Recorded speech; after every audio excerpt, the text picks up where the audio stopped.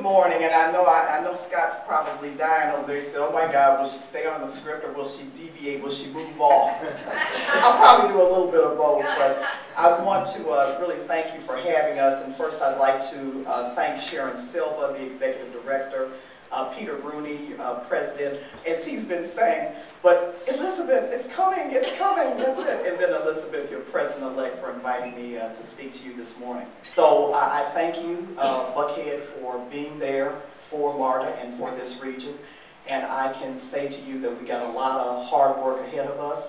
And quite candidly, I'm going to speak a little bit today about the $60 million, but I tell you the honest to God's truth, from my vantage point, it's a distraction.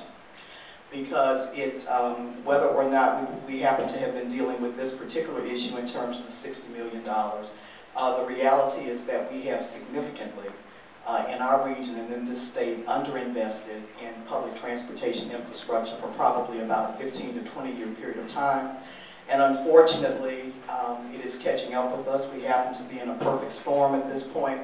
And I say that probably the only silver lining in this is that I used to work for a boss in New York, and David would say, if you're going to have a crisis, you want to have a thrombosis, okay? You don't want, it's the truth. You want a thrombosis. You don't want it to be something that's minor, because if it's minor, then everybody kind of, incrementalism being what it is, we kind of satisfies, it goes away. Can we slit a little wrist over here? Can it be a slow bleed? And so I'm not being tongue-in-cheek. But I honestly believe that to some extent the convergence of events that we find ourselves with on an international, national, state, and regional level, if there were ever anything that is going to give us a wake-up call that says that we do not have time to continue to tread water when it comes to making the kind of investment, and I'm really off script now, the kind of investment that, that our local, regional, state, and national level need in terms of making the kind of investment in infrastructure that is warranted and which has been what made America great and what made this region and this state great. So I've had the opportunity to be at MARTA's helm now for 13 months. I came here because of what I saw.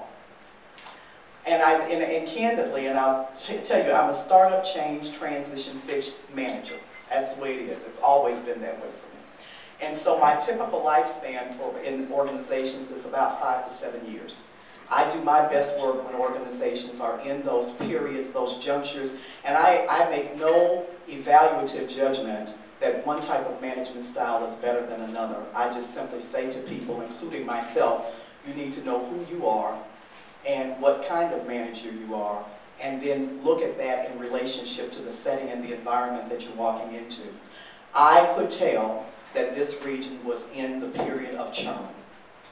And in a period of churn where the pieces were really beginning to come together, certainly the questions were being asked, the transit issues like having the transit planning board with leadership across the region beginning to really grapple with the issue of increasing transportation and transit, because I will tell you that there's no agency in and of itself that can do that.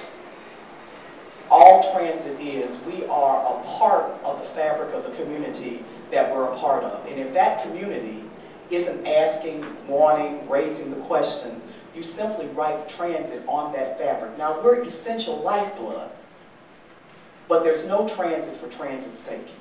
So the fact that this region has been engaged in such a rich dialogue, and I know you kind of get sick of it because you say to yourself, oh my God, we plan, we never do anything, okay? Well, that's not really true.